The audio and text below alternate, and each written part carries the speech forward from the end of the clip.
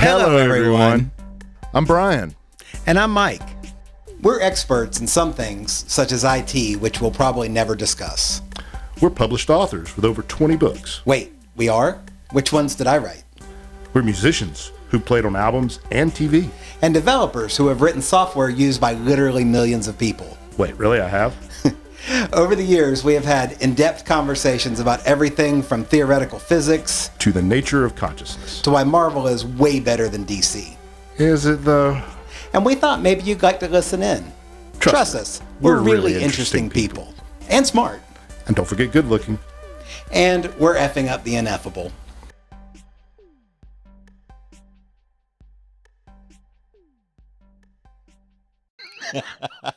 Sorry. Namaste.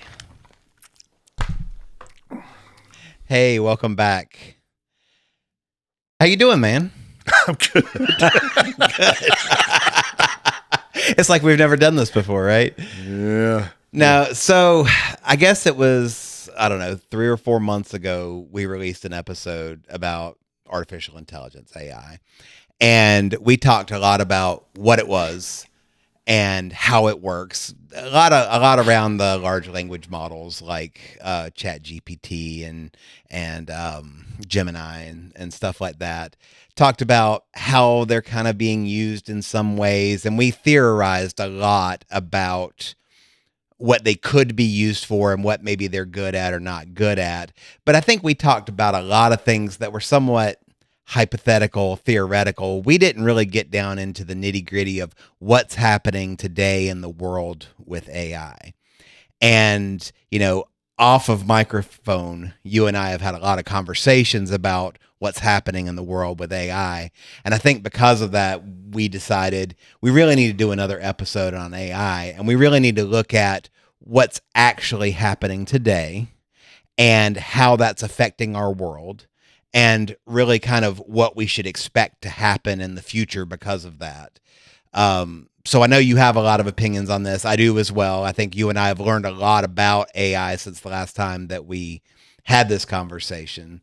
So I guess let's just start with, what's on your mind about it? What's the top of the mind? Well, I would say it's really, from my perspective, it's less practical. I mean, I kind of do probably want to talk a little bit about some of the things I think AI is useful for, because mostly probably what I'm going to talk about is all the things I think it's not useful for, which, spoiler alert, is almost everything.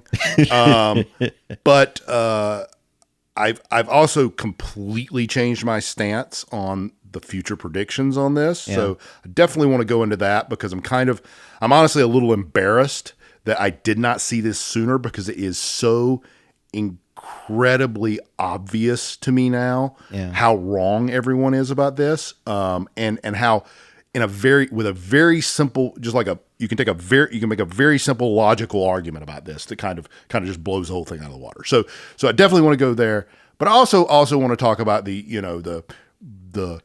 human centipede kind of incestuous, feeding off of one AI company off of another that's actually bubbled the stock market up so much right now that we're probably going to see a fucking depression come out of this. So I think that's important too. I think all of these are and also what I really think after some of the reading I've done, and this is a little bit into conspiracy land, but not too far, that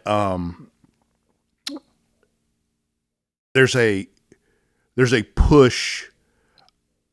There's definitely a push by the billionaires, the tech billionaires, to go all in on AI. And I think I know why, just listening and watching some of Peter Thiel's interviews in particular. And Elon Musk too, though he's batshit insane. Well, Peter Thiel is too. But anyway, in watching some of them, I think I understand where they're coming from, and that is fucking terrifying. So I want to talk about that as well too. Yeah, so let's start here. There's a lot to cover, I think. And there may be so much to cover that we need to do a third episode on AI at some point. But let's start here. You shared a statistic with me the other day that it kind of floored me, but it was showing the percentage of new content that was being put on the internet and how much of it was AI generated versus the traditional method of somebody actually writing it. Yep. And somewhere within the last year, we crossed that 50% mark. Yep. I think it was like 53% AI or something like that now. Yeah, I was going to say 54, but yeah, it's in that range. Sort of 52 and 54, yeah. Yeah.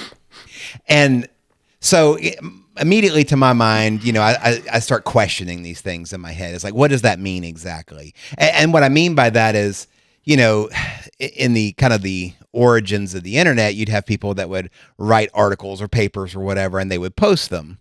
But today's internet, so much of it is dynamically generated. It's not somebody writing static content and posting it out on a website. So much of it is ads that are dynamically delivered, or it's, you've asked for a specific, you do a search on Google, for example, what you get back, if it's an AI response, which it typically is now first before you get anything else, that's dynamically generated based on what you've entered as your search. It's not somebody that sat around and wrote out something static. Are those things being included in that percentage? That's a great question. I don't know the answer. Yeah. So I do not know how they calculated that. I took it at face value. I took it as meaning LLM AI. And I think that's actually what it was measuring just by looking at the way the graph, because it was like a timed graph. It went up, as time went on. And I say that because the kind of procedural dynamic generation you're talking about, where a human being goes in and says, okay, well, if they're, we look at their cookies, and if it has these 7 things, we do this, and if it has this other thing, we do that, and if it has other, right?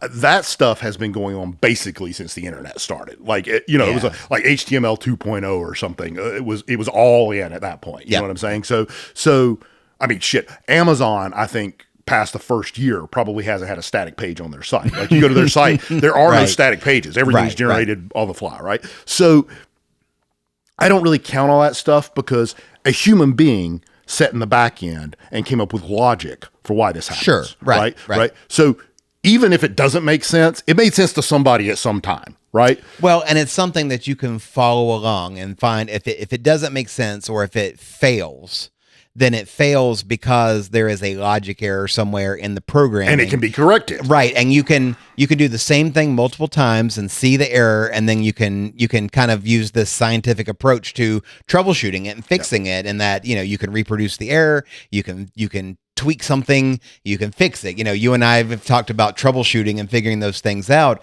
And that's something with any kind of troubleshoot. Somebody with any kind of troubleshooting skills can go and take that approach to it. Right. So the problem, I think, or the thing I think this thing is tracking, and I think where the problem is going to come in, is that AI these days, LLM AI, isn't like that. It's just it's literally just auto correcting.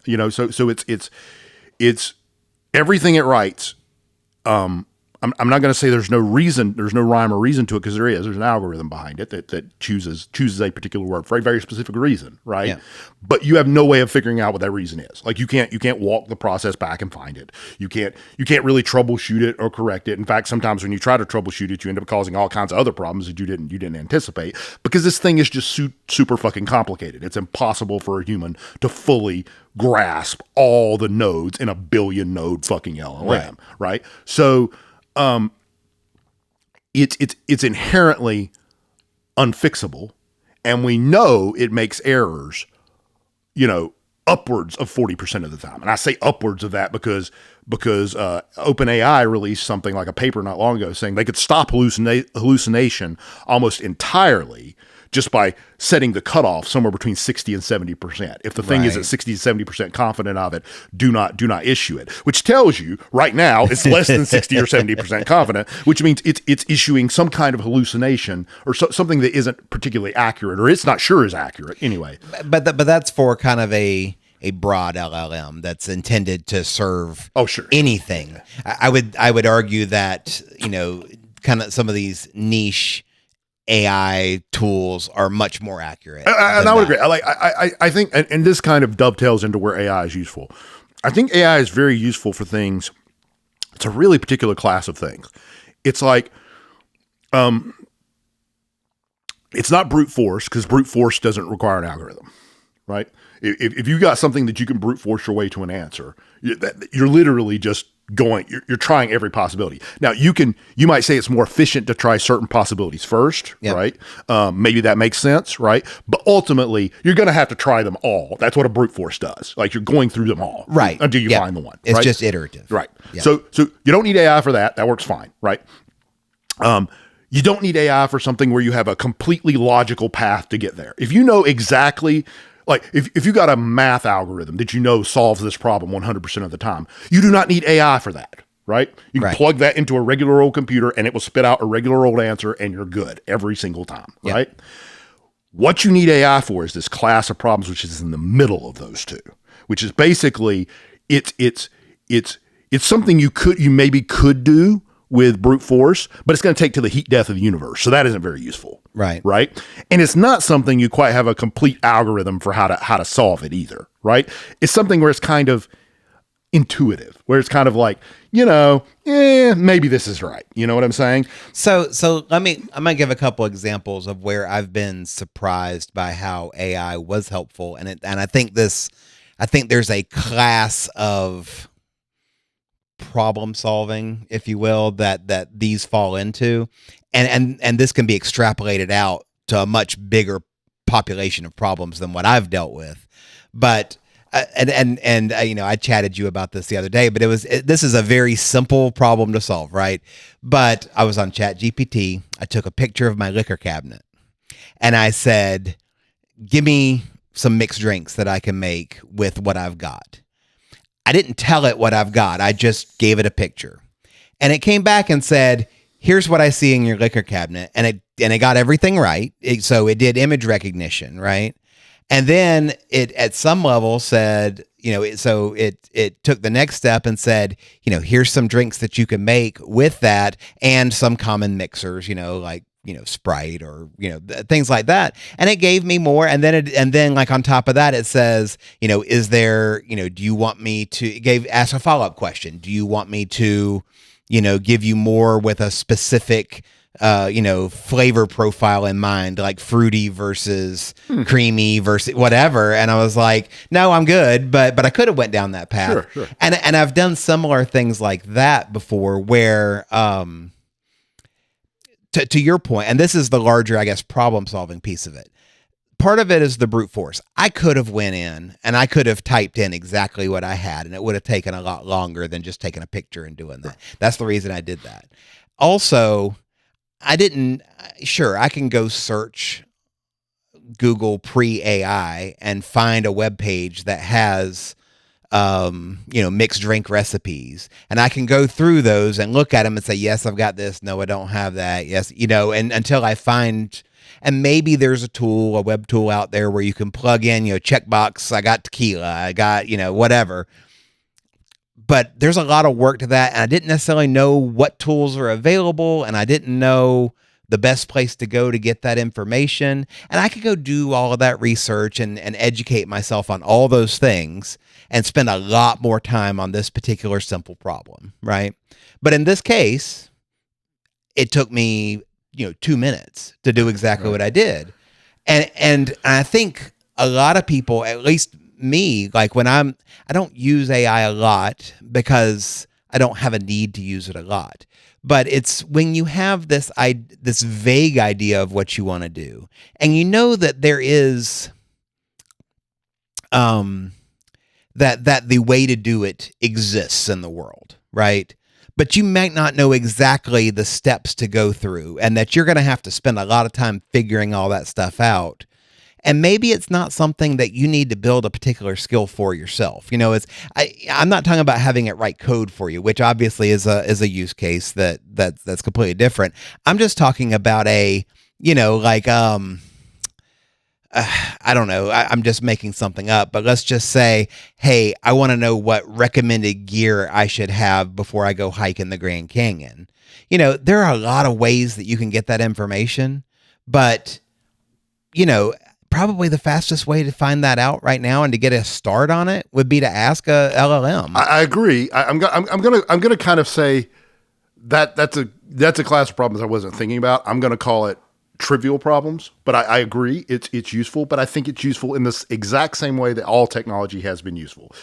You have something that is tedious, okay, that, to your point, is something we know how to do, but it's tedious. Like there's nothing useful you're going to gain by doing the steps, right? So if you can have AI do the steps for you and just give you the information that you can then make use of, it's very useful. But it's like I was telling you in that chat, right? No one gives a shit about that because that's not getting rid of jobs, right? And that's what all these people are trying to do, to get rid of jobs. Well, first of all, yes, you're absolutely right. But the problems that I gave it to solve are somewhat trivial problems.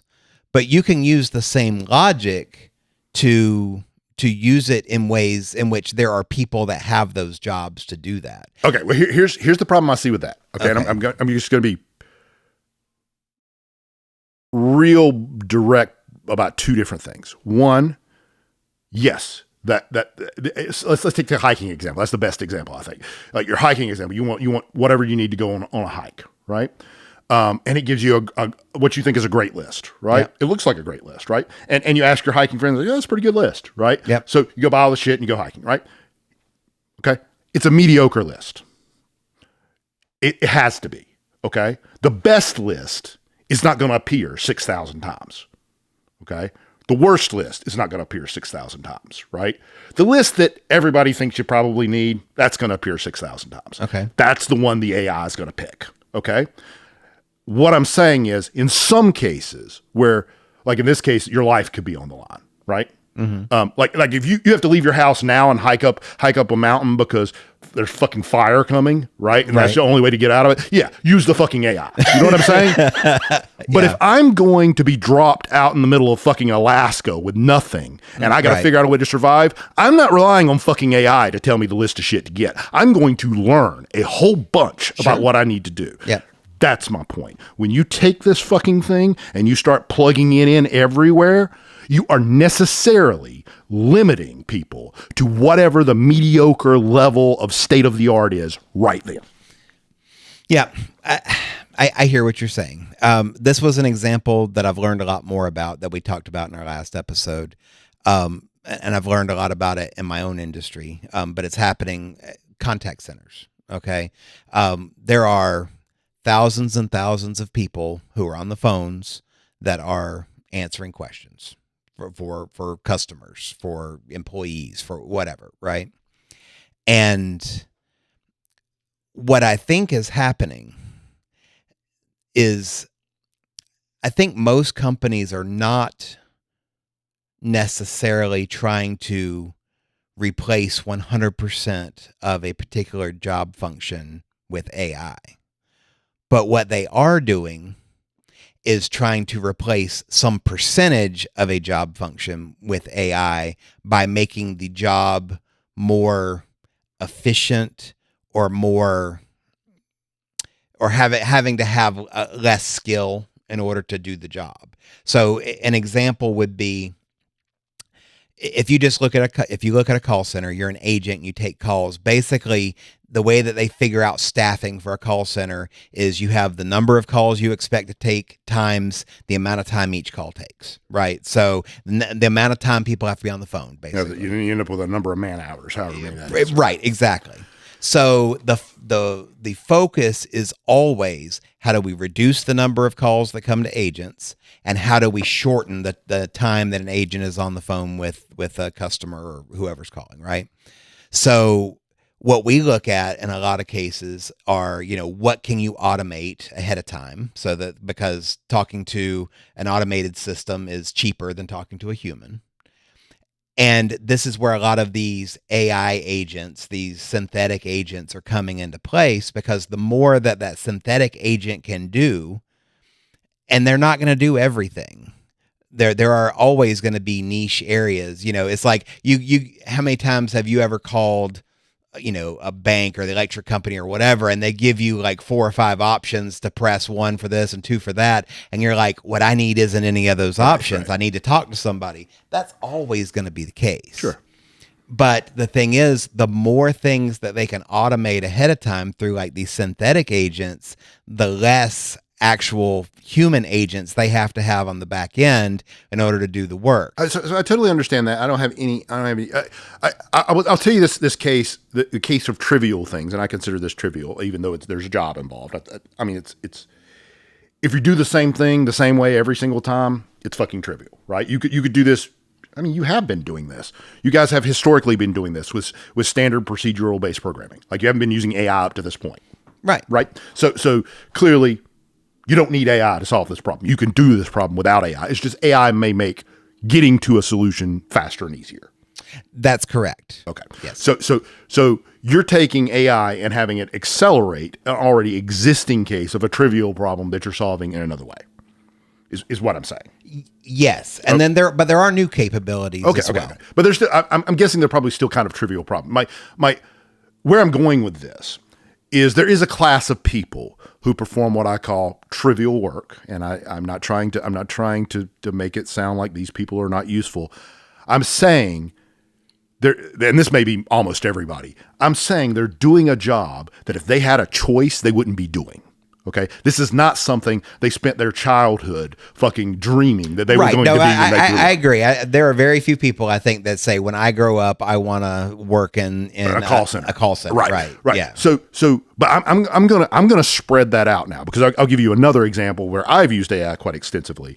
I have never, since I've been writing books, I have never used stock art from anywhere to advertise my books. Okay, now I pay a professional artist for all of my covers, okay? But I do not for advertisements, okay? And the reason I don't for advertisements, people, if you want to really know, okay, here's the reason. You never fucking know if the ad's going to work, okay? Right. And every time I pay an artist for this, I'm plopping down at least 50 fucking bucks. Now, if I plop down 50 bucks and I'm fucking paying for 100 different things until I find one that works, you know, that's a lot of fucking money I've just thrown away for shit that mostly didn't work.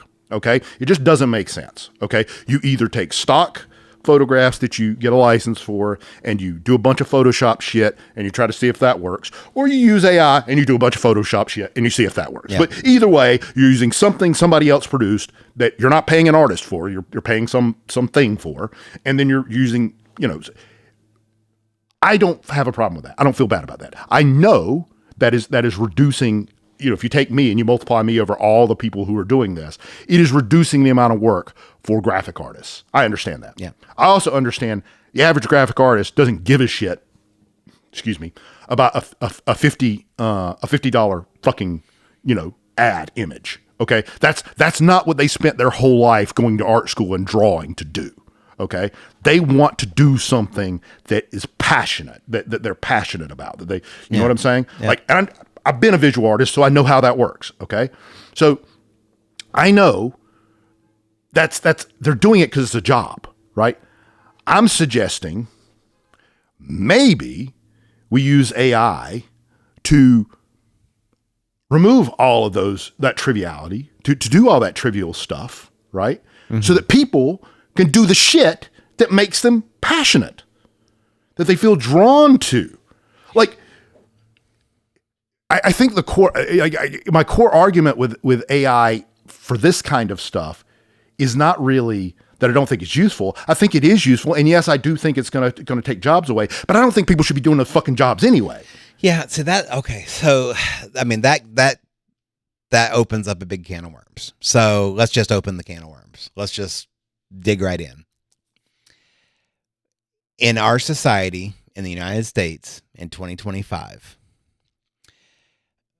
I don't know exactly what the unemployment rate is, but let's just say it's... Well, nobody knows right now because they haven't published fucking numbers in a year. Yeah, but I want to say it's somewhere in like 4.5%, something like that. I mean, it's fairly low, but it's risen up. I just saw this. I think it's the highest in many, many years right now. But well, yeah, it has come up from, when you say many, it was very high during COVID, and then it dropped. I think it actually surpassed COVID. No, well...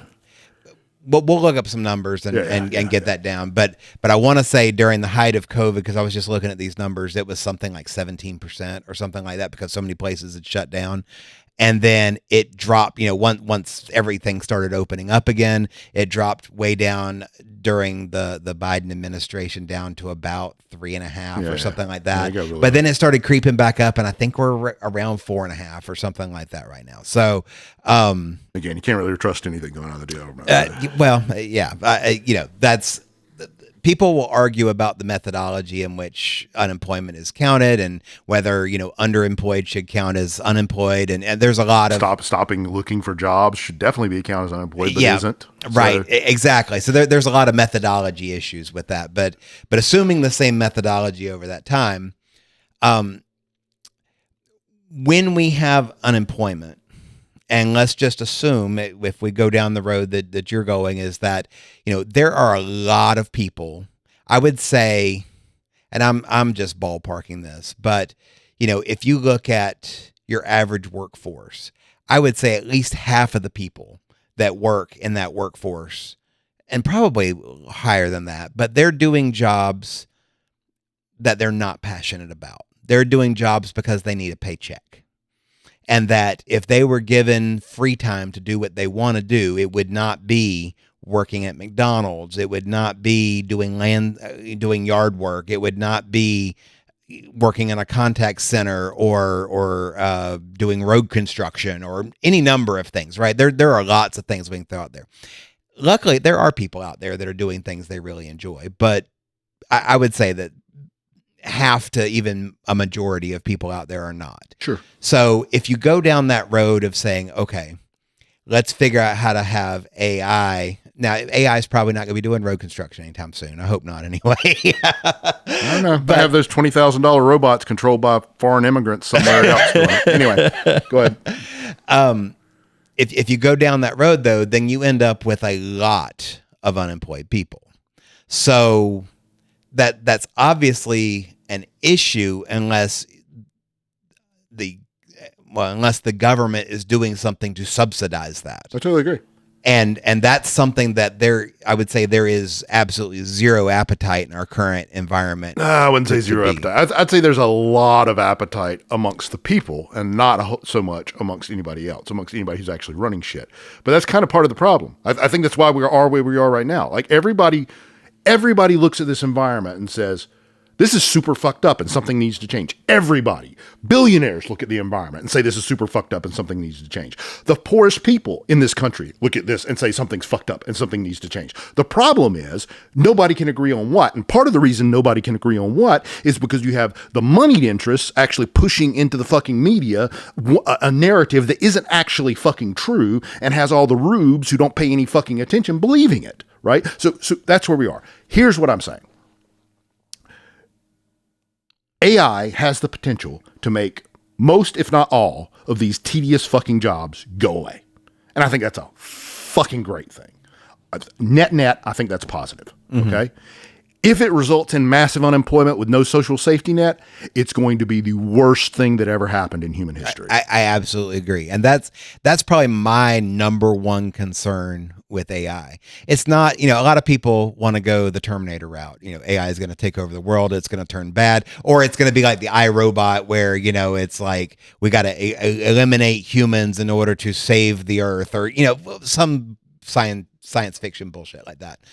My biggest concern about it is the way that people who operate corporations and our government are trying to apply AI in order to save or make more money or increase the level of power that they have at the expense of the people who are impacted by it with, as you said, no social safety net. You can't, we know what it did to our economy during COVID with 17%.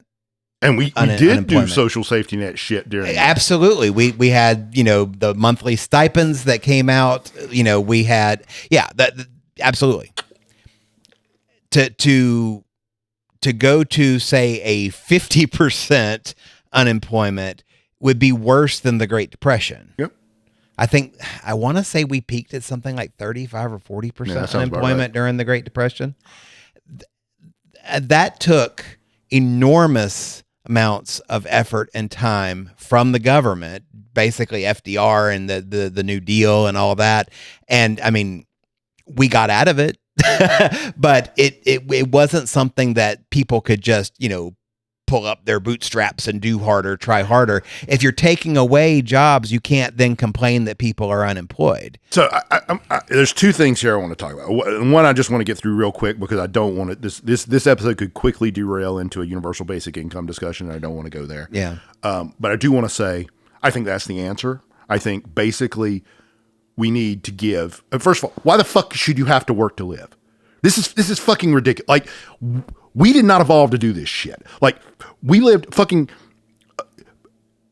When we came to this country, Native Americans were living in small commune style environments where nobody owned anything. Okay, and they all looked after each other, right? And they handled problems with social ostracization. They did not kill people. They did not whip people. They didn't even banish people very often. It's just social ostracization. You did a bad thing, motherfucker. I'm not gonna talk to you until you do something to show that you're not going to do that again. Yeah. That works at that level because everybody knows everybody, right? When you get to a much bigger environment, it doesn't work anymore because it's too indirect, right? Right. But that's the environment that we're supposed to be in. Okay. We're supposed to be in an environment where you do things to help everybody else because you fucking love them, right? Yeah. Because they're part of your they're part of your family. Even if they're not part of your family, you know what I'm saying? You got a village of 160 people, right? You've lived with them your whole life. They're your family, man. Like, even if they're not your family, they're still your family, right? So somebody gets lost in the woods, everybody's going out looking for them. Right. You know what I'm saying? Like, we are so far from that now that we've almost lost our fucking humanity. We aren't meant to go sit in a fucking box 8 hours a goddamn day and look at a fucking screen. I agree with you there. I do agree with you. But just going back to what you were describing, and we're going to really stray far from AI here, but we'll come back to it, I promise. What do you call those groups of people that all look after communes. it? Yeah. Well, or tribes. Yeah. Right? Yeah. So we talk frequently about tribalism. Sure. And those groups, that village that will all go out and find their person. What happens when another village, another tribe gets in their space? They start trying to hunt in their in the area where they hunt for. This is interesting. So I happen to be, part of the reason this is on my mind is I happen to be reading a book about this shit right now. So, but the Native Americans, I can't speak to all cultures. I'm just saying, based on this book, the Native Americans were generally not very warlike with each other.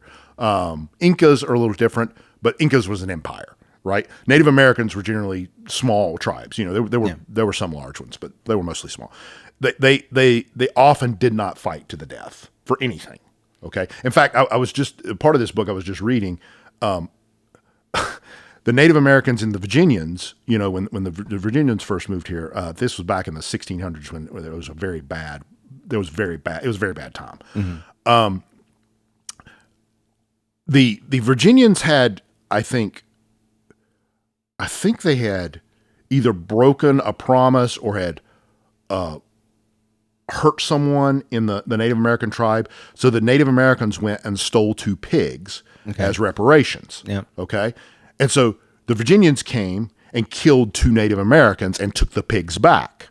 Okay. So the Native Americans went back and took a raiding party and killed 1 European, right? Mm-hmm. You see how the Native Americans are always doing less than the Europeans came back and killed 24 Native Americans. Like, it's overwhelming force. The Native Americans weren't trying to hurt us. They were trying to say, look, guys, fucking quit hurting us. Like, you know what I'm saying? Yep.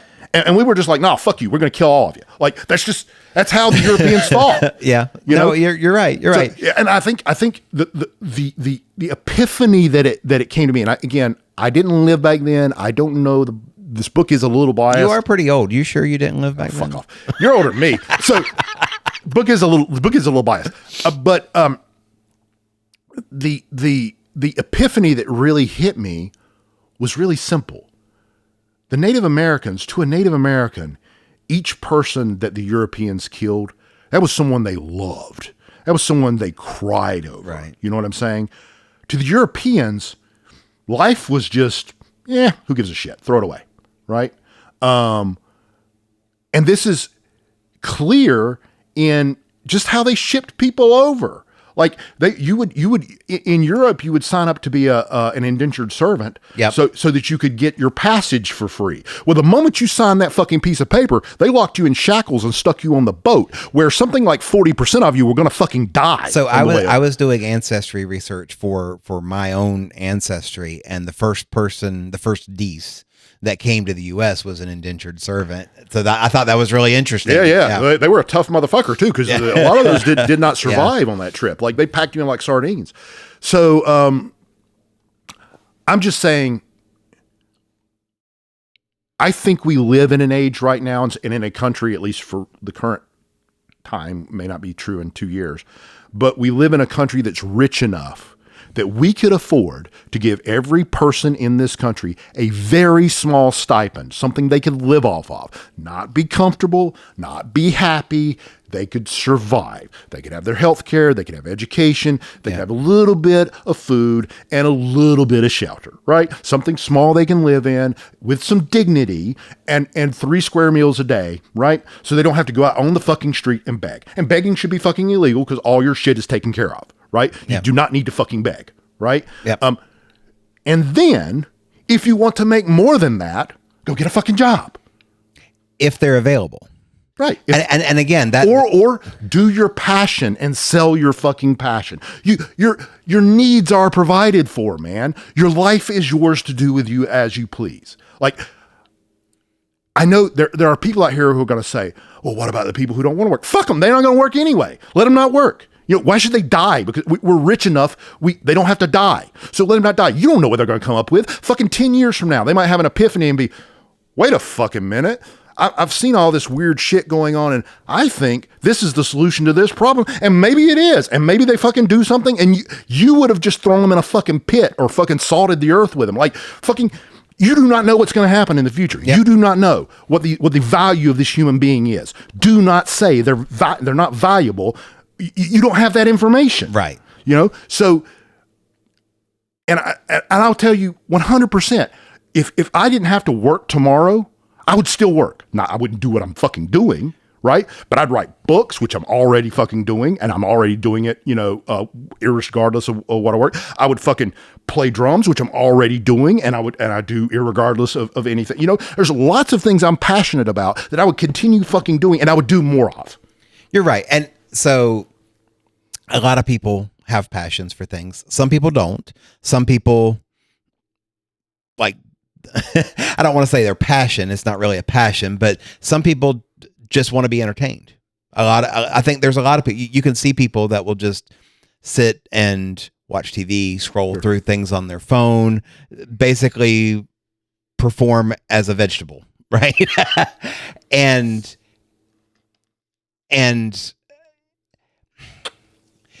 where we are as a society today, and I'm going to try to pull this back to AI a little bit, but where we are as a society today, to your point, is that there are a lot of people that do jobs simply because they need a paycheck to survive, right? There are a lot of really crappy jobs out there, whether they're tedious, whether they're dangerous, whether they're just annoying, whatever, right? If you're able to make a lot of those go away, that's good. But also, let's say you can't make them all go away. Let's say, for example, you can replace 60% of your contact center workers, but 40% are still there, or you still have road construction workers, or whatever. You're not gonna make them all go away, right? Course, yeah. So you're still gonna have some tedious, crappy jobs that are out there that are gonna take humans to be able to do it.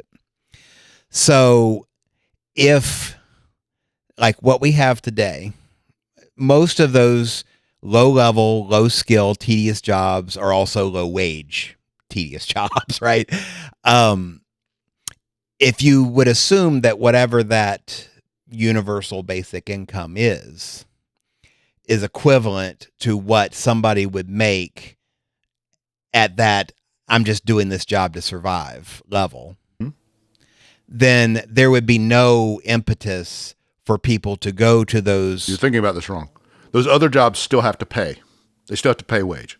And they have to pay enough of a wage to attract people. Like this is supply and demand. This is basic economics, right? If it's worse, right? This gets worse for those companies because if I'm making a wage that allows me to survive without doing nothing, you cannot pay me that shitty fucking wage to go stand out there in the middle of a road all day with a fucking sign, right? In the hot heat. You can't pay me that same fucking wage. You can't even pay me that wage on top of the wage I'm getting, probably, because I value my time too much for that shit. Right. You're going to pay me more, right? And that shit needs to happen, I think. Here's where we're at. And this is in AI. I'm going to go straight into the AI because I think this dovetails really well. Here's where we're at. We're in a society where we have tech billionaires with this incestuous fucking, human centipede of AI companies, selling their shit to other AI companies, which sell their shit to other AI companies, which sell their shit to other, which all comes back around, making this big ass bubble that's going to collapse. We have all those people doing that because they have a belief. And their belief is that they're on the cusp of AGI. They're on the cusp of artificial general intelligence. They think the first person to throw enough hardware at these LLMs will spontaneously generate AGI because they don't understand how AGI works. So they got no fucking chance of getting there through actual research, right? Because they don't have a clue how. Nobody knows how that shit would work because it's never been done, right? Right. The only thing we got is our own brains, and here's where it gets really interesting. The only thing we got is our own brains, and we don't know how that works. So that's what they think. And they're literally throwing everything in it. They're throwing the kitchen sink. They are going all in on this. They're throwing the entire world's wealth. They are bankrupting not a country, not a society. They're bankrupting the fucking world because they believe the first person to achieve this AGI has literally created the last invention. They have literally created something that will rule everything because it has a head start and nothing will ever catch it. That's their belief. And they're not wrong. That's the unfortunate part. They're not wrong about that calculus. If we ever do create true AGI that is actually smarter than humans, the superhuman AGI, even if it's just human level AGI, it will eventually be smart enough that nothing is smarter than it. Right. That's just reality. Here's the problem. There's not going to be AGI. And I'm going to tell you a very, very simple reason why this is. Okay? First of all, the only thing that has ever achieved what we would consider intelligence, human level intelligence, is guess what? Humans. Right. Now, human beings have more or less identical neural architecture to every vertebrate mammal on the planet. Okay? Okay. Vertebrate animals have been evolving for 4 billion years now on this planet? 3 billion, maybe? Yeah. Okay. We happened once. Yeah. There are things with more hardware than us. There are whales, there are elephants. They have more, dolphins have more neural hardware than we do. Okay? They are not super intelligent. So throwing hardware at it didn't do it. Right. Okay? Something happened that made us do it. And I think it was our ability to somehow abstract things. It started with drawing on cave walls, right? Right. And we saw, that's supposed to be that thing, right? And that developed into language, and that developed into logic, and that developed into math, and so on and so forth. And that's how we got here. It was a lot of steps through hundreds of millions of years. Yes. Okay? And it's a fucking accident. Okay? Here's the problem. Well, wait, hang on. Let me go all the way through this. I was gonna say is I'm not sure I would call it an accident. It's evolution. Okay. But all evolution is basically an accident. You can. There is a little bit of direction with epigenetics, but it's not like there's a controller up above going, this is good, this is bad. Fair. So, any event. So, keep in mind. Everything that has not developed intelligence on Earth over these 3 billion years has the same architecture as us. Yeah. Okay. Computers do not have the same architecture as us. We think in terms of really complex, hyper-connected, ephemeral thoughts. So I heard Hinton talking about this, Gregory Hinton, right? Who won the Nobel Prize for his work on AI, right? Okay. He was talking about this, and he was talking about it as, he says, the things computers have that are so much more useful than what we have is that you can take the data from any computer, pull it out, stick it in another computer, and run it, and it'll do the same thing. Yep. And he's completely right. That is true. Of course. He looks at that as just an advantage. I look at that as more of a disadvantage than an advantage. The reason you can do that is because it's simple. Data in a computer is fucking simple. It's zeros and ones. It can be distilled down into something very simple. Now, I have heard it said, and I'm just to that point, that what we understand of how our neurons work in our brain and nervous system is that it's essentially an on or off switch for each individual neuron as well. But a neuron doesn't make a thought. A neuron has no. And it's not even the neurons that are that important, but it's my understanding is it's the synapses that are the most important, and the axons, the connections between the neurons that are most important. Yeah. Regardless, you can look at your own thoughts and tell your thoughts are not 0 and 1 kind of things. When they come out, they're very complicated things, and they're connected to a lot of other things. Okay. Now, I'm not saying you can't get there on a computer. I'm saying that's not the default state of a computer. Okay. Right. A computer operates on very atomic bits of data. Yes. And its job is to really flip a light switch. I mean, you can expand that out and say its job is to calculate things. Right? It's an overgrown calculator. Yeah. But when you get down to the bottom level, it's an overgrown light switch is what it is. It's on and off. There's a bunch of ons and offs, and they combine together in ways to make very complicated numbers. That's basically what you're getting at. So here's my logical statement. What the tech bros think is that if I take this thing with a completely different architecture, that I bolted on this model of our architecture, which doesn't even really match our architecture. It's so incredibly simplified. It's like a Fisher-Price My First Neural Model version of the architecture. I bolt that on top of it, and then I just throw hardware at it forever, right? Eventually, this thing will produce Shakespeare. Yeah, now I will say, when you say throw hardware at it, there is a bit of a gray area between software and hardware here, because like if you look at firmware, for example, on a computer, it's programmable hardware. Sure. It can be upgraded. It can be, changed. Yeah. It can evolve. It can adapt. Okay. And what we're seeing with a lot of, NVIDIA is the big company currently worth like $5 trillion. And you're talking about the bubble. I do want to go into that a little bit, but I'll come back to that in a minute about exactly that, how the snake is eating itself. Yeah. But NVIDIA has become the largest company in the world because of AI, because of their building chips that is making running these large language models and agentic AI models and reasoning models and all those types of things. It's the hardware behind the software, but they're constantly churning out, that they're programmable. They're constantly able to churn out new versions, or they are like firmware where they can update them when they're able to make advances to them, right? So it's not just throwing calculators at it. It's a little more complicated than that. But that being said, here is the human centipede, or the snake eating itself. And I was just watching a video about this week. So you've got NVIDIA, who is the chip maker, and then you've got these huge data centers that are buying the hardware to then sell space to the AI makers.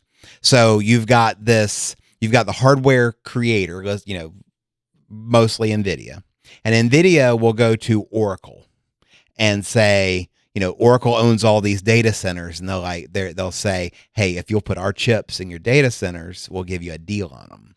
So yeah, they normally cost, and I'm making numbers up, but they normally cost $1,000 each, but we'll give them to you on half price if you just only use our chips. They say, okay. So Oracle pays NVIDIA a ton of money. And then Oracle goes to Microsoft or to OpenAI or Google or whoever and says, we have this really great state-of-the-art data center that you need to go put your LLMs in, and they sell that space to them. But then, and I'm trying to remember exactly how to close the loop here, but it's that they're turning around and then they're selling their services back to NVIDIA in order for NVIDIA to be able to. So basically what's happening is that they're artificially inflating the cost of the chips and then giving a discount and then saying that the data center is worth whatever that artificially they're doing the same inflated. thing. They're artificially inflating it all the way down the line, all the way back to exactly all the way to the original. And it's even worse than that because it's like what happens is these things. I was just reading. Well, and the last thing I wanted to say, and this was just because this is probably the most important part of it, is that NVIDIA is the only company that's making money off of that right now. Yeah, and probably even NVIDIA is not going to make money off of it. Like well, as long as people are buying their chips, they are. Right, but that's where it. Well, hang on. Here's the other problem that I want to get. But let me go back to what makes the incestuousness of this so bad too. Before I go into that, first of all, because not only are they selling these things to each other, right? The way this is working out is NVIDIA buys this thing, or NVIDIA sells these things to Oracle. Oracle sends that money to NVIDIA. NVIDIA's stock price goes up, right? And then Oracle sells it to Microsoft, and Oracle's stock price goes up. And then Microsoft sells it back to NVIDIA, and Microsoft's stock price goes up. And then NVIDIA borrows money on its stock. And you see what I'm saying? Yep. Like this shit just keeps this keeps going over and over and over. And that would be a normal business practice if the Microsoft or the OpenAI or was selling to somebody else. Well, yeah, if they were selling out to somebody else and making a profit on it, if there was actual revenue and profit that was tied to it, but right now it's all going back into the R&D. Right, and here's probably the worst part of this. A lot of this money is going into actual physical things. A lot of this is going into actual data centers that are being built. Well, and that's what the Oracle is. That's what they're doing. Is there's such a demand for it that they're going and building. Here's the problem. Of them. Here's the problem. Data centers are not build it and you're done. Like they're the physical things that require power and upkeep. Yes. And the power and upkeep actually is more. It costs more than building the data center did over the course of 10 years. And they're obsolete after 10 years. So you have exactly 10 years to make that thing profitable. And there is no way, like economists have been looking at this and scratching their heads for about a year now. There's no way they can figure out how this is ever going to be profitable. The data centers cost more money than they're ever going to make. This is totally the fucking tech bros going all in. And you can't even. The sad thing is that if you look at this from a purely economics perspective, you can't even blame them. They have a fiduciary duty to their people to make the best financial decision they can for the company. And when the stakes are everybody goes bankrupt, or either we go bankrupt along with everybody else and somebody else takes the prize, or we take the prize and everybody else goes bankrupt, then the calculus is really simple. We have to do everything we can so we're not the ones that go bankrupt. Right? It's war. You know what I'm saying? Like, that's what you've devolved this down to. And it's all fucking stupid. It's fucking stupid because it's never going to work. We're just bankrupting ourselves for no fucking reason. And the reason that I think that a lot of people think this is a bubble is that at some point, just like during the .com bubble, at some point, somebody's going to look at all these things that are overvalued because they're looking at the potential rather than the sometimes it's just hype sometimes. Well, it is, but it's like at some point you got to look at results, right? And all of these stockholders of OpenAI or Google for Gemini, other places like that, they're going to look at the amount of money that's being spent on all of this, on the data centers, on the R&D, without having any kind of revenue. I mean, what I want to say that that OpenAI had said recently that despite all the money that they've spent on ChatGPT, that their gross revenue over all time for ChatGPT was about $20 million.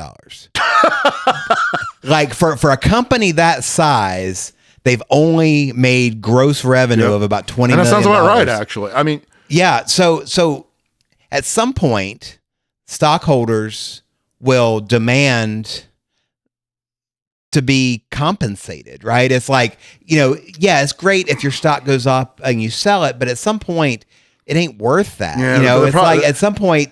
I don't know. This is a very long financial discussion. I honestly, I just think we've reached a point to where, again, this is back to everybody knows society's broken and it needs to be fixed. One of the things that needs to be fixed is the fucking stock market. It doesn't work. I'm sorry, guys. It just doesn't fucking work. Like when it's magic, when it's effectively magic, why the stock goes up and why the stock goes down, that's not logical. That doesn't work. Like we're in a place to where people keep buying these stocks, I think, mostly because they're afraid of them going down. Like this is what I think happened with the .com bubble, because Enron, or not .com, the Enron bubble. Enron got into this situation to where they had a bubble. They kind of knew it was a bubble internally, and then they started doing everything they could to where the bubble wouldn't burst. Yeah. Right. So they started doing off book, fucking purchases and shit, all that kind of stuff. And now we're seeing that happen with AI. Like I just saw a thing today on Meta doing an off book kind of pushing some of their liabilities off books, which is exactly what Enron did. Yep. But we did not correct it. Right. We said they were too big to fail. We bailed them out. And because we left the laws basically the same. We did change with the 2008, we changed the laws then. We did Dodd-Frank and all that kind of stuff. Right. Sarbanes-Oxley, I think, came out of the Enron stuff. But yeah. But it's not enough. I mean, clearly it's not enough. We're doing it again. You know what I'm saying? Like, and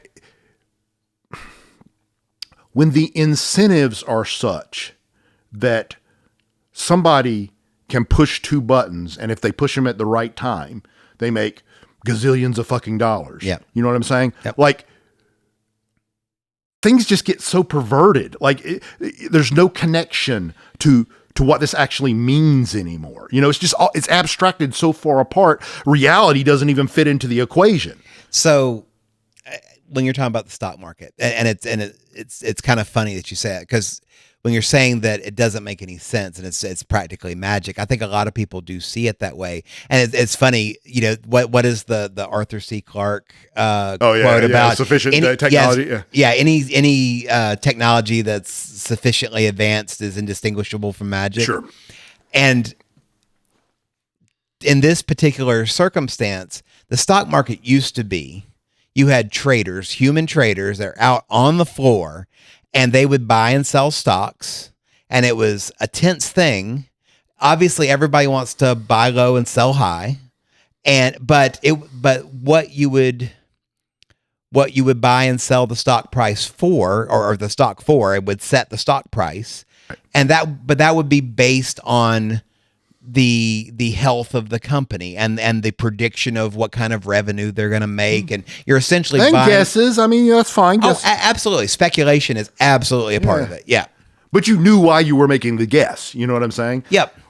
Anyway, go ahead. Well, so you move along to like the 80s and 90s, and people started building computer algorithms to take the place of what a lot of stock traders did. Yes, there's still stock traders that still do that, but the vast majority of trades that occur on the stock market today are done by bots. They're not done by actual humans. Bots will, there are algorithms that they follow that were coded by humans. Well, that what they would follow, and when certain things happen, then they would sell, and when other things happen, they would buy, etc. But it happens so fast that you start seeing the movement of the stock market, and it starts to turn into, when humans are watching it, we don't even know all of the complex things that are going on under the hood that is causing a stock price to go up or go down. We're back to the same problem. You cannot understand it. It's too complicated. Well, right. It's a chaotic model. And then now you throw AI prediction models, which are taking over the stock market now. And instead of it being human coded predictive models and complex models to do that, now you're moving the level of abstraction one level higher. Yeah. So now it's absolutely getting to that point where it's a technology that is being put into its emergent behavior in this environment where we don't even understand what's happening. And I'm going to tell you why this bothers me in a very, very simple way. Because some people are going to say, well, you're just ignorant and you're afraid of that. You don't understand. Okay. I mean, color me guilty. But let me tell you why that exists. Okay. Because if no one understands how this works, here's the problem. These bots control, in some cases, such large quantities of securities that they can literally shift the market. Trillions of dollars. They can actually control the market. So it would be very easy I'm not saying this happens. I'm just saying I think like this. Okay. And if I think like this, I guarantee you other people think like this. If I'm a CEO of a company that's doing poorly, but has a lot of fucking cash, I might say, hey guy, you control this bot. How about you bump my stock price up for this year? Because I'm retiring next year. So just bump the stock price up for a year. Then you can let it drop. You can make money off of it. Your people can make money off of it. I just want the stock price to be driven. You think that's never fucking happened? Do you think that never can happen? You know what I'm saying? Like the whole thing, when no one understands how it works and there's no way to track it or test it, then that means it is infinitely exploitable. That's my problem. Yeah. Like you cannot assure fairness if you do not understand how it works. I agree. It's just kind of from a different perspective, but you said fairness. One of the things that you've heard a lot about the way that AI models are trained is that you have to be sure that you don't have biases or inaccuracies in the training data. And it's so easy for us to look past that. But if you train these things on essentially the whole internet, which, you have to teach it, what's accurate and not, or whatever, but. Or not. I mean, Yeah. But, So essentially if you're training it on the entire internet, then there are going to be inherent biases that creep into that system and you're not going to know how to get them out. Right.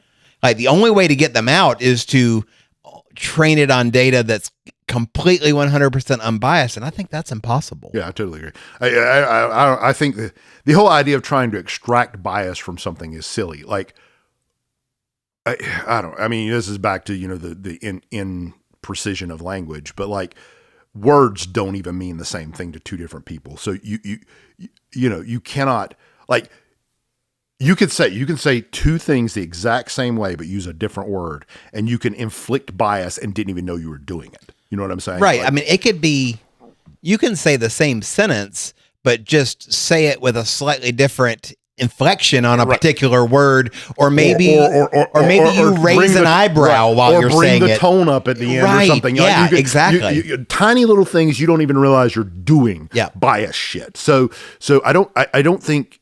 I think getting to know bias is impossible. I think it's, a noble cause. But anyway, back on like the AI thing, I really, the crux of the whole thing is I think there's no way we're achieving AGI anytime soon, except for by pure fucking accident. Yeah. And if we do and that's what they're hoping for, actually. That's what I think the fucking AI geeks are hoping for, because they don't understand how it works. Yeah. They don't have any idea how to make it happen.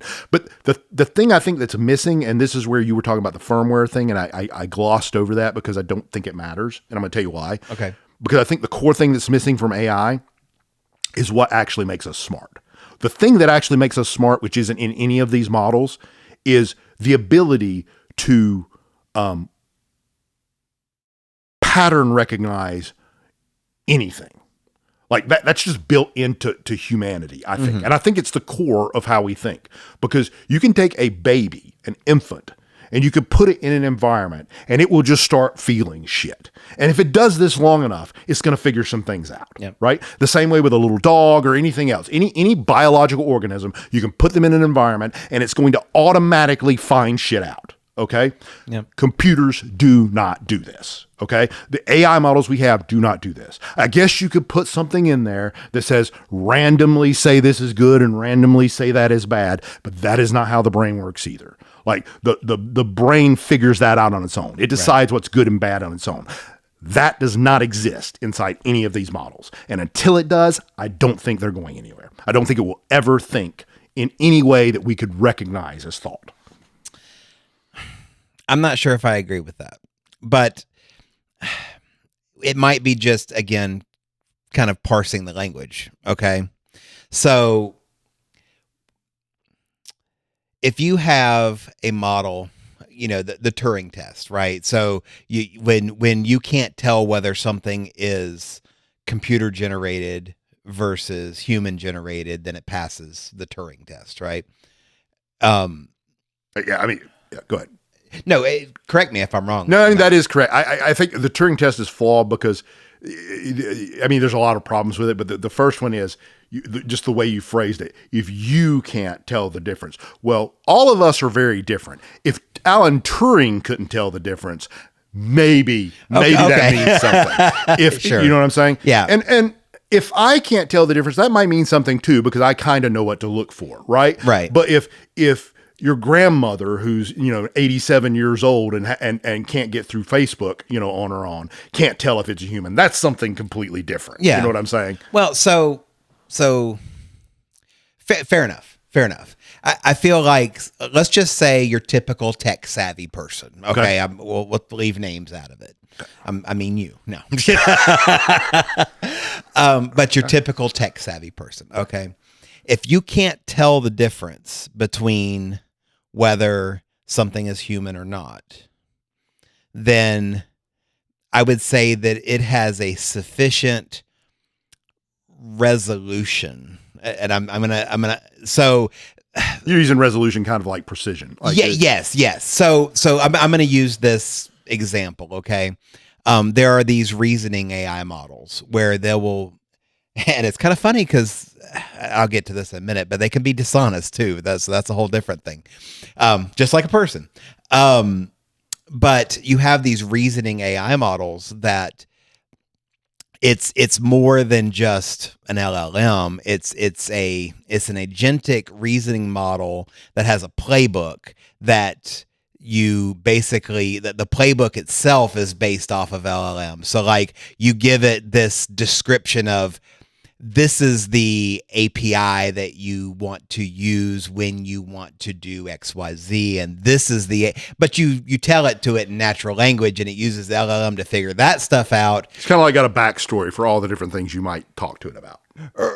Kind of, yes. But you also, like, a lot of times you'll see that in very niche kind of AIs. So there might be, like 10 things that it's supposed to do, right? But then when you can start connecting all those niche API and the idea together, is that if you've got 542 superhuman niche, narrow AIs, right, and you combine them, now you have one superhuman. Sure, right. Yeah, okay, so go ahead. Yeah, no. So what I was going to say is that, okay, now if I'm using one of these reasoning AIs and it's talking to me like a person, and I give it some complex, and I've seen an example of this, but I give it some complex kind of request. Like one example that I saw was that you give it a picture and you ask it, what was the temperature on the day this picture was taken at this location? Sure. Like that takes a lot of steps to figure out. Sure. Because you have to look at the image to figure out where it is. You have to figure out where the person that was taking the picture was standing or whatever. And then you have to figure out when it was taken. And then you have to figure out, like, if you can figure out what time of day, then you can kind of figure out about what, you got to find the weather report for that. Exactly. Day. So it's multiple steps, and it walks through those. These reasoning AIs will tell you, okay, here's how I'm searching the web to compare this picture with other pictures that are similar, and here's what I'm coming up with. But then I'm using this next step and saying, well, that might not be really accurate because I've found this one thing in the picture that doesn't match that. So I'm going to check this other place. And it kind of steps through that. And it's like, okay, I'm reasonably accurate that you're in Yosemite, you know? So then judging by the physics of the picture and what you're looking at based on where you're at, then I'm going to pinpoint you at these specific coordinates because there is an overlook that's there that would, you know, make sense for somebody to be taking a picture from. And then, you know, if that's where you are, but due to the calculation of where the shadows were and that the trees are orange and that, you know, looking at the metadata of the picture and blah, blah, blah, blah, blah, it was on this date. And then on that time it was 63 degrees, you know, like whatever. It goes through all these things and it's reasoning through those things. If it's talking to you in a way that sounds like a person, and if it's stepping through all of the steps in which it's reasoning through those things. And when I mean resolution a minute ago, that's what I meant, was that if it can give you sufficient detail on how it's doing what it's doing, at some point it starts to become indistinguishable from what a person would be doing. Completely disagree. 100% disagree. Could not disagree more. Okay, so let me. There's three things I want to hit here. Okay. I'm gonna try to remember all three of them because you covered a lot of ground.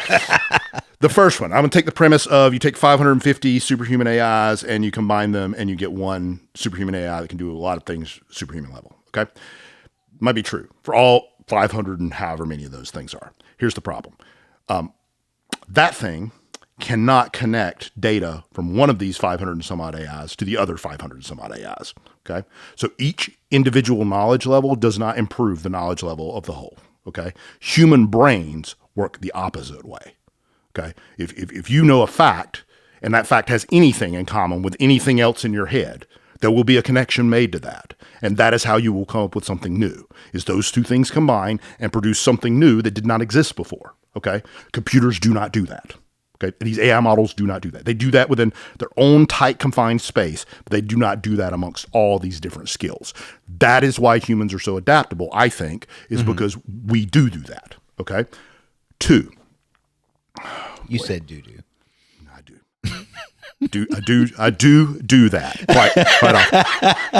Anyway, two. I would stipulate that none of these 500 and some odd agentic AIs are superhuman. Here's the problem. We're judging computers based on things we do not do well and judging ourselves based on things we do not do well. We are never judging the computer based on things we do well. There's no computer system in the world that can tell me what it feels like to taste vanilla. Mm-hmm. None. Every human being in the world can tell me what it tastes like or what it feels like to taste vanilla. Okay. Computers, even doing the shit that we do, that you know, like it. Almost everything you said in there is either trivial or a math problem. In that thing you were talking about, the logic thing, it's either trivial or a math problem. Okay. Trivial we don't care about. Okay. And math problems are literally what computers are good at. Okay. I have yet to see a computer, an AI, do anything better than the best human at anything it's not intrinsically good at. And yes, you can throw Go into that equation. Okay. Because Go is one of that class of problems I talked about, right? That I think AI is very useful for. Mm-hmm. You cannot brute force it. There's too many possibilities, right? You mean the game? Yeah, the game. Go? Okay. All right. Okay. You cannot brute force it. There's too many possibilities.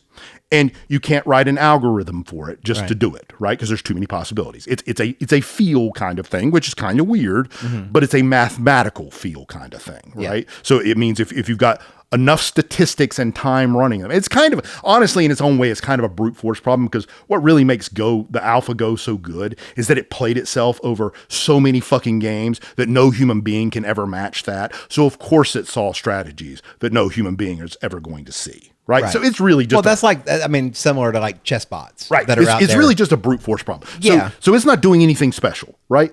And that's kind of my point. Like, in my opinion, there will never be a computer that beats the Turing test if you use the spirit of the Turing test and not the letter of the Turing test. Okay. The spirit of the Turing test is that I'm talking to something and I literally cannot distinguish it from another human being. So the first thing I'm going to do with a bot is I'm going to say, what was your first memory?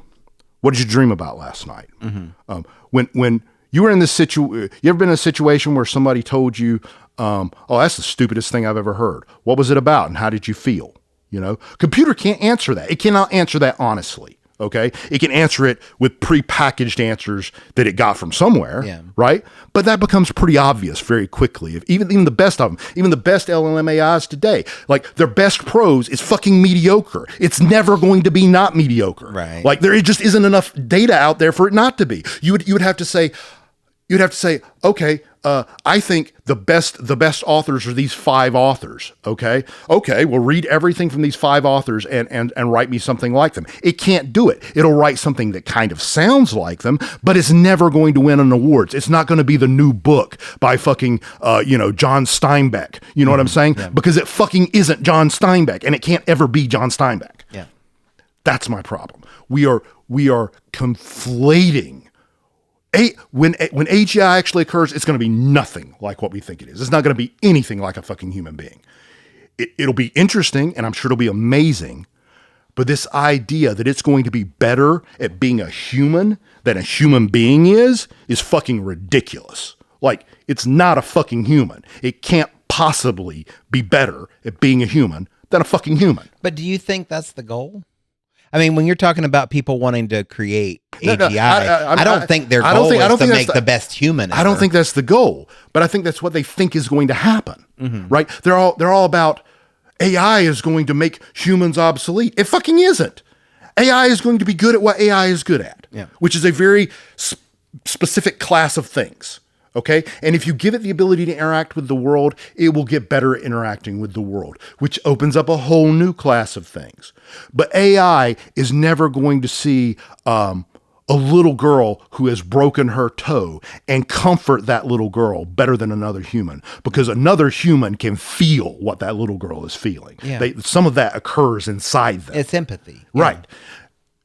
A computer has never had that experience. And I think I've talked about this before, but I think in order for 2 entities of any kind to truly understand each other, they have to have a shared experience. And so much of what AI is going to be is going to have no shared experience with what we are. But okay, so this is going to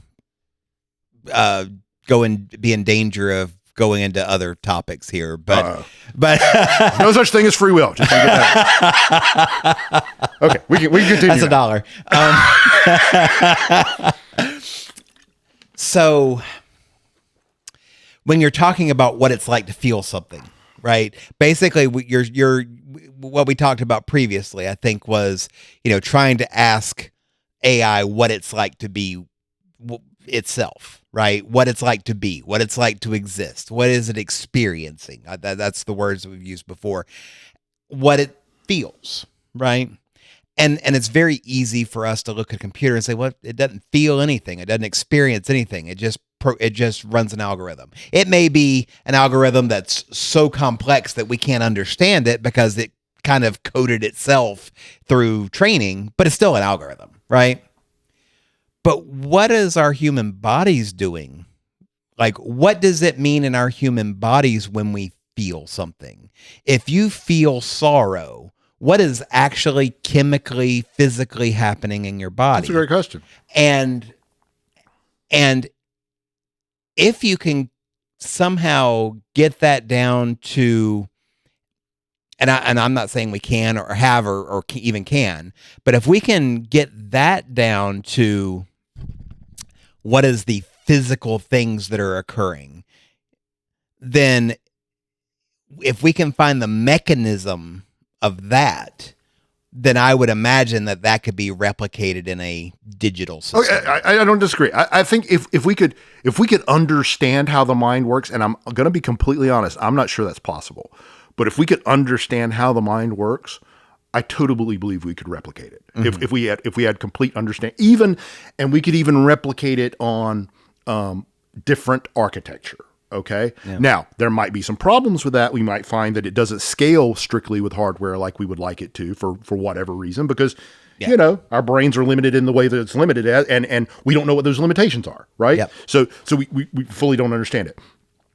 But I do think if we could understand it, we could. I don't think it's magic, I guess, is where I'm coming. I'm coming this completely from a non-dualistic perspective. I do not think there's a such thing as a spirit or a soul. I do not think there's anything external to us that makes us do what we do. I think it's all self-contained in the brain. And I do think it all corresponds to physical processes that can be understood. I'm going to challenge one thing you just said, and not to a large extent, but you said it's all self-contained in the brain. But I know you and I have had conversations about our neural system, and maybe say self-contained in the body. Good catch. Yes, good catch. Yeah, because all of your neurons do think. So it's not just your brain; it's all your organs and muscles and even your bones to some degree are innervated. So everything in your body thinks, which is also, I think, a fallacy people have that is worrisome when you get to question, scenarios like, head in a vat kind of thing, where people start thinking about, like that guy in Russia who was going to have his head chopped off and stuck on another body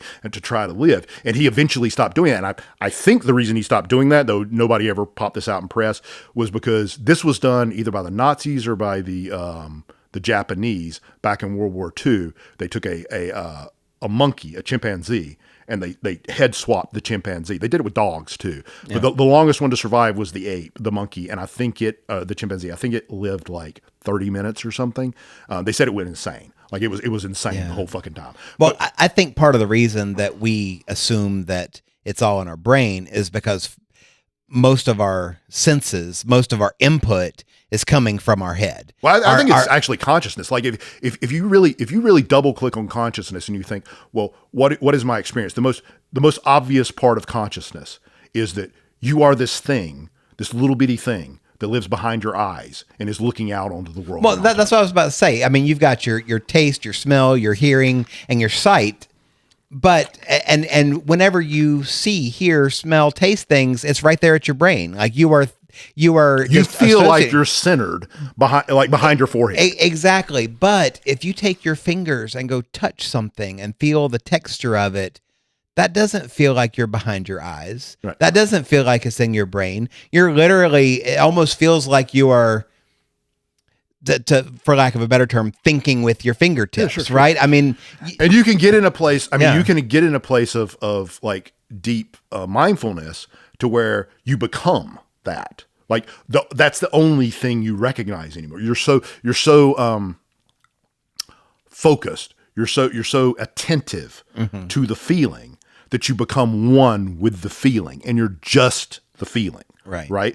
So yes, it is a perceptual thing, right? But that is how it feels to be us most of the time. Yeah. So we have this natural idea that everything is occurring in there, but the truth of the matter is it's occurring all throughout your body, right. and the loss of anything in your body is kind of traumatic to you in ways you don't anticipate until it's done. So in our last AI episode, one of the things that I suggested that I'm kind of reversing on, just like you had said you were too, was that, when you were talking about what it's like to taste vanilla, right? Well, theoretically, we could build a robot with an AI brain, and we could give it the ability to accept input in multiple ways. You can have cameras for eyes, you can have microphones for ears, and I'm simplifying this, right? Taste is really just turning, a food or liquid or whatever into, electrochemical impulses, right? We can see what a person's tongue or nose or whatever does. It's a really poor man's what is that? That thing with gas chromatograph or something. Right. So we can absolutely get input in multiple ways to that brain. But one of the things that you said, like that's taste, and that's fine. But when you started talking about empathy, like self-generated empathy emotion, doesn't come from your inputs, right? So I think I had said it comes before, from judgment that occurs from your input. Yes, and that's kind of it's almost like what you said. It's like there's this closed loop in your brain where you're generating ideas in one part of the brain, and then another part of the brain is using those ideas as input. Right. So you've got this loop that's occurring there, but you're right. It passes through some judgment layer of, here's an idea, and then it's got to go through this idea of, or it's got to go through this section of, how do I feel about this idea?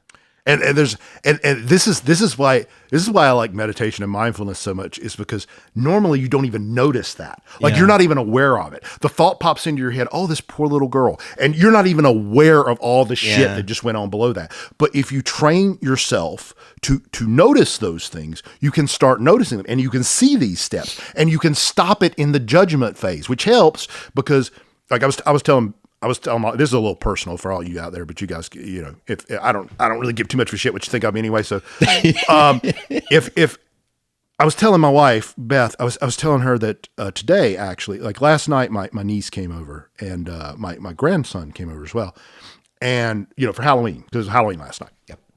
And so they're all playing around, having a good time. And my niece is sitting over beside me, and she's all snuggled up to me. And she's playing a little game, and I'm like, singing to her and being funny and stuff. And there's some point she made this little, she took these, she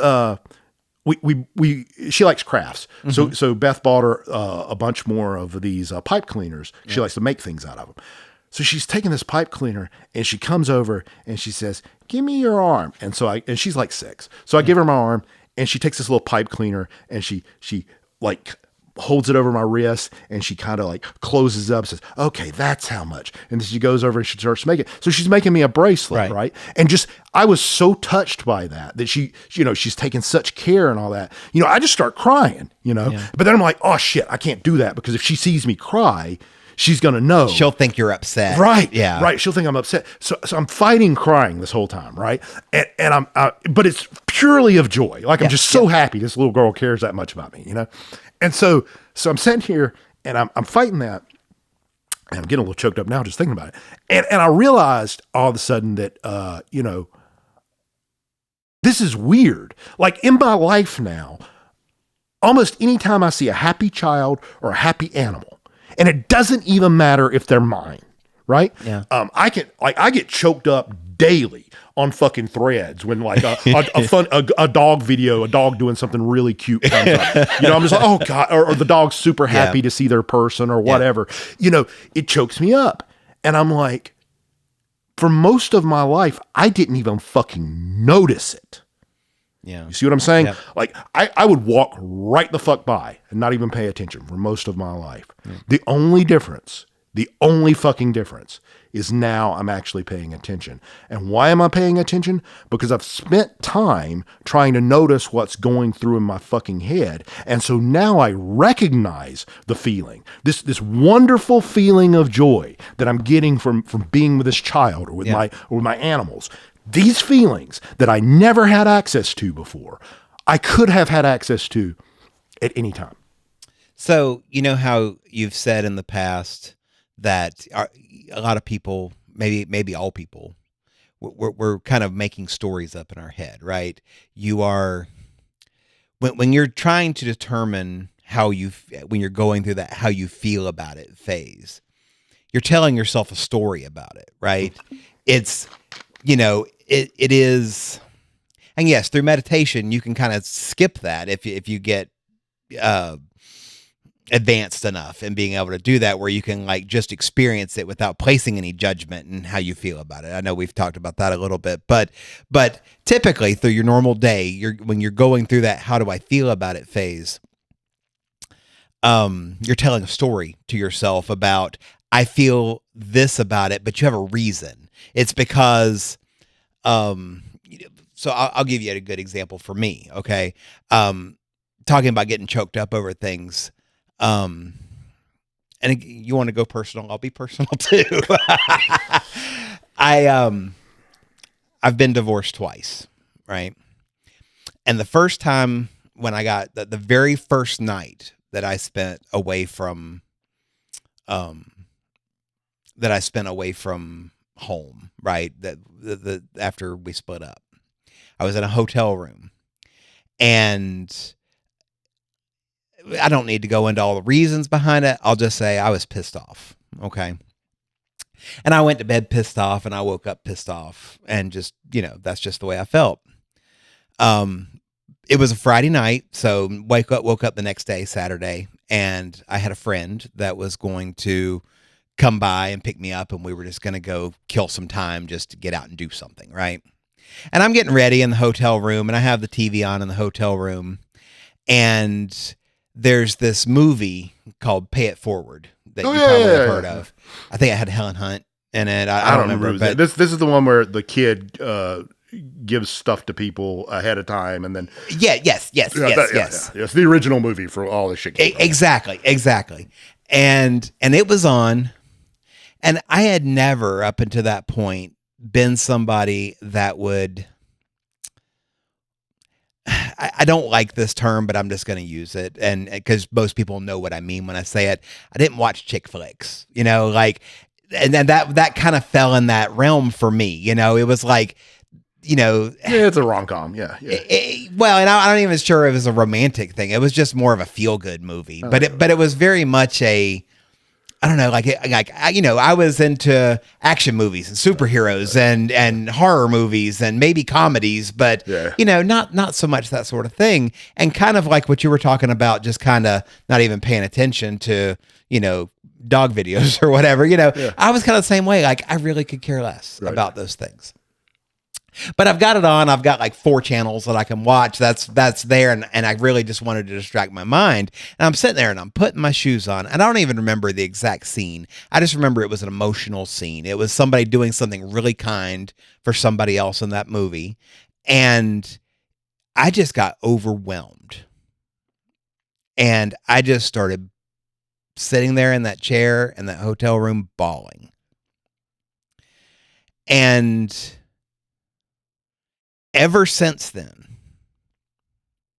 I've been completely different about that kind of stuff. And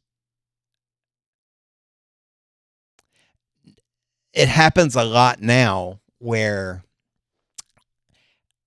what I recognize, I didn't recognize it that day, but what I recognize is that, and again, this is something you're probably not going to see a lot of people cry when they're watching something like America's Got Talent. Okay. Like, right. Okay. Yeah.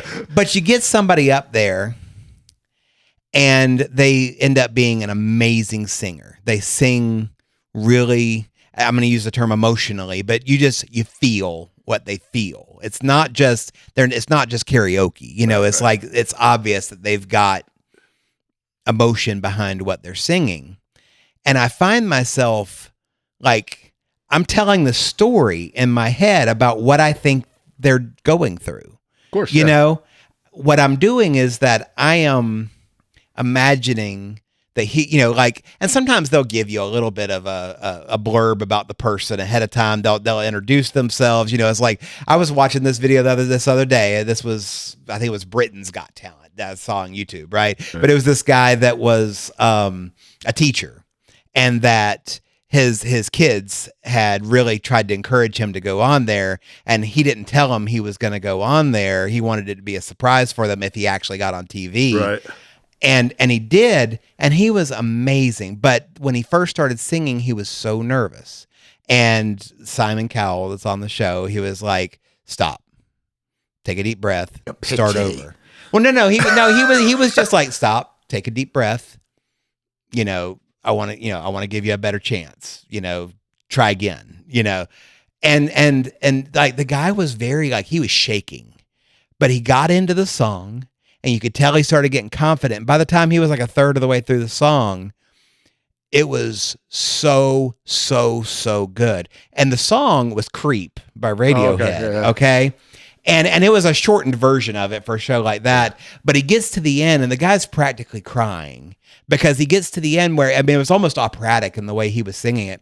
And he gets to the end and he gets to the line where he's saying, "I don't belong here. Yeah. I don't belong here." And I'm about to start crying now about it because he had went from this point of being nervous and probably feeling like he didn't belong there and was scared to death. and then was just you're feeling the joy amazing. for him. Yeah, you're feeling that in, yeah. And that's all generated within here. Sure, it is. It is. Yeah, it is, and it does not get enough credit. That empathy, like this is what pisses me. This is one of the many things that pisses me off about Elon Musk. But that whole thing he said about, empathy is the worst thing to happen to Western civilization or whatever, the weakness or whatever. Like, okay, if you look at things from the perspective of I'm a fucking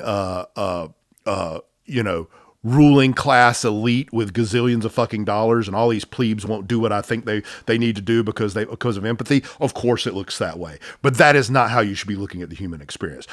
I think empathy is actually the only thing that saves us from our worst natures. Like anytime you see someone doing something horrible, that is a failure of empathy. Like, unless they're doing it to protect somebody else. Like that, and that gets that's a very slippery slope. But people who do horrible things to other people to prevent them from doing horrible things to other people, that is not how that should work. It's a very slippery slope. I saw Minority Report. Yeah. But I do think like the ability to put yourself in another human being's shoes and feel what they feel, or at least think what you think they feel is the most it's the most powerful thing we have, man. It's like you can predict people using that, right? Now you can also, if you're an evil human being, you can fake things and make people feel things they shouldn't feel for you, right, and get advantages that you shouldn't have. That's manipulation. Yeah. And that is, I know from my own experience, most of the reason why I didn't see this for most of my life, right, is because I am, or I have been, I'm much less now, but I have been for almost all my life. The thing I hate the most is being deceived. Yeah. Right. Yeah. And because it makes me feel stupid. Okay. Right. Nobody wants to feel foolish. Right. It makes me feel stupid. So like I throughout my life, I've always been kind of hyper vigilant about it. Right. I've always kind of looked at these situations cynically. Mm-hmm. You know what I'm saying? Yes. Even with children, I would look at it, they're not hurt that bad. They're just whining or whatever. You know what I'm saying? Like the thing you have to realize about fucking people in pain is that you might see somebody in pain and go, man, I've been through much worse than that. That ain't shit. But that might be the worst fucking pain they've ever experienced. Right. Your experience and their experience are not the same fucking thing. No, you're absolutely right. And that's something a lot of people, I mean, we're in the South and you hear a lot of Southern people, and I don't know why maybe it's other places too, but I've seen this a lot in the South, is that people want to just take stuff on themselves and say, oh, well, you've had it much worse than I have, and think that whatever it is that they're going through, that they can't share it, they can't talk about it, they can't complain about it, they can't. Yeah, because we were raised with parents that go, there's starving kids in Africa, and there's people that got much worse than you. Right. And it's like we invalidate our own feelings, suffering. Our own suffering, our own suffering, exactly. Yeah. Suffering isn't relative, man. It's completely individualized. Yes. So it's like it's like yes, a toothache might not be very bad to you, and to me, it's usually not bad. Now, an abscess is pretty bad, but a toothache is not that bad, right? Yeah. But to somebody who's never experienced a toothache, especially like a 2-year-old or a 4-year-old, right? They've never really experienced anything all that painful. Like that's probably the worst thing they've ever experienced in their life. If you don't have empathy for that, like you're just wrong, man. It's just the wrong way to be, Well, and another example, you were talking about being cynical about a lot of things. Something that I caught myself on. I used to be very, very cynical about homeless people. Same here. You would see somebody that would have a sign or, ask if I'm honest, money. I'm still a little cynical about it, unfortunately. Go ahead. Yeah. Well, I mean, I guess it was easy for me to just kind of say in my head, oh, well, if I give them money, they're just going to use it for drugs or alcohol or whatever. Or, or I would go to well, why don't you get a job instead of standing out on the street corner, or, you know, whatever, you know, like it was easy to kind of go into those kinds of realms and kind of see past them, just immediately assume the worst about that person. And I realized at some point, and it was a gradual thing, and I'm not going to, kind of like you, I'm not going to say that I'm not ever cynical about it, because that would be a lie. But I do find myself catching myself because I start making it about me. You know, it's like, you know, that person is objectively having a bad day. Yeah, you know what I mean? Bad life, right? But I mean, like, regardless of whether they're gonna ask for money or food or whatever and do something irresponsible with it, this is somebody that, you know, it's July and 96 degrees outside, and they're standing out here in the hot middle, sun. Yeah, in the middle of this asphalt jungle, begging for money. Yeah, they're not doing it because they're making $75 grand a year. Exactly. You know? Exactly. So, like, at what point, it's like I'm sitting there and I'm wanting to, like, think bad of them. Yeah. This person's got it rough. Yes. You know, and I need to, and I realized it's like I still might be cynical about what they're doing, why they're doing it, whether they're making good decisions or not, all those other kind of things. But I feel like at least now I start with compassion for their suffering, just like you've mentioned. Yeah, I think I have those same thoughts. I've had some experiences that have shaped them in both directions. But I do think the problem I have the most now when I see a homeless person is I just don't have cash on me. Yeah. So I just, while we were talking about this, I just realized I do keep petty cash with me because occasionally somebody wants to buy a book physically, you know, and I do have physical books. So I do have that. It's just in a bag and I don't have it on me. So I just decided, hey, I'm just going to stick like $10 or so of that in my center console now. And whenever I see a homeless person, I'll always have $10 there. I was take with it. This is just a fact. Take with it, you know, judge it however you want to. I was in downtown Charlotte for training for work, and I went out for lunch. And I had come out of the area where the restaurant was, out onto middle of downtown, right? Yeah. And there was a guy that was asking for money from people that were coming out of this. It's Lada Arcade? Anyway, that's where there's a bunch of restaurants and stuff that are all there. He was coming out, or people were coming out, and he was asking for money. And he didn't ask me directly, and I just kind of walked along with the crowd. But the person that was in the front of the crowd, they said, "I don't have any cash on me," and he was like, "That's okay. I take Cash App." Good for him. and he pulled out his sign that had his like little Cash App. That's awesome. Or whatever. Yeah. I know, and I was like, okay. You know, because that is a problem. I think a lot of people, they don't carry cash anymore. Yeah, I don't even roll down my windows most of the time because it's like I know I don't have cash. You know? So so that's a good point. Well, I think we have gotten pretty far off of AI. Absolutely, we have. Do we have anything else we want to say about AI before we close this up? Well, I guess the one important thing to me that I want to reiterate, because I think this is, to me, the biggest danger of AI. It's not of the technology itself. It's of the government and companies that want to use it, and particularly want to use it in order to save money, human capital money, labor money. They want to fire people and put AI in their place.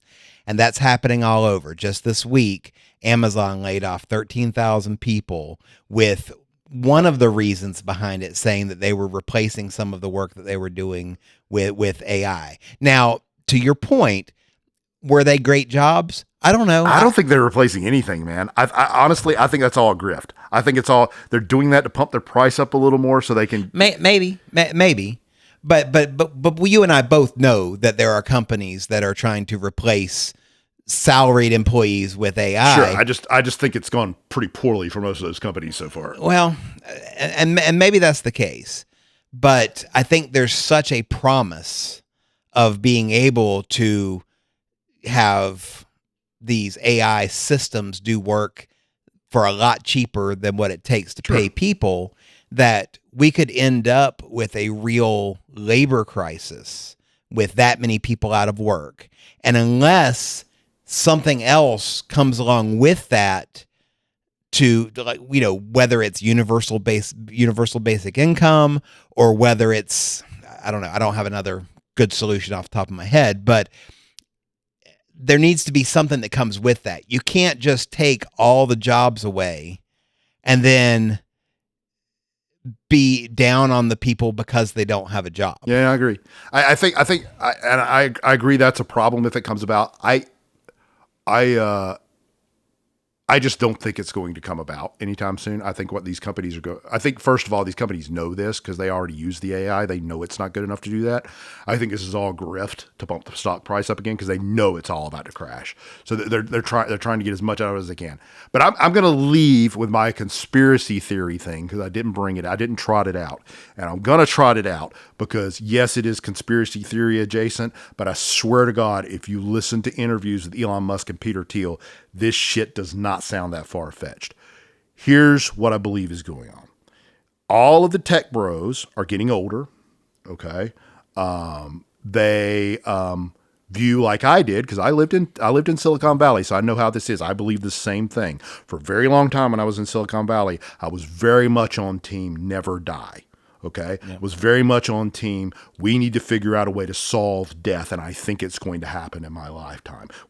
Along with Kurzweil, and I swear to God, every single one of these fucking tech bros is on team never die. They all think what's going to happen is we're going to build AGI, and AGI is either going to cure death or it's going to figure out a way to upload people into the fucking cloud. Mm-hmm. And that's how it's going to be. That's what they think is going to happen. Okay. And that's why they're willing to throw everything into this. This is Ponce de Leon's Fountain of Youth all over again. If you cannot face the fact of your own death and you have unlimited money, you will use that unlimited money to try to cheat death. I think that's what is happening with all the tech bros right now. Okay. And I think they're going to throw everything away. They're going to throw the entire wealth of society away for this. They're going to destroy the environment. They're going to do everything they can. And this is why I am fully over on team fuck the tech bros.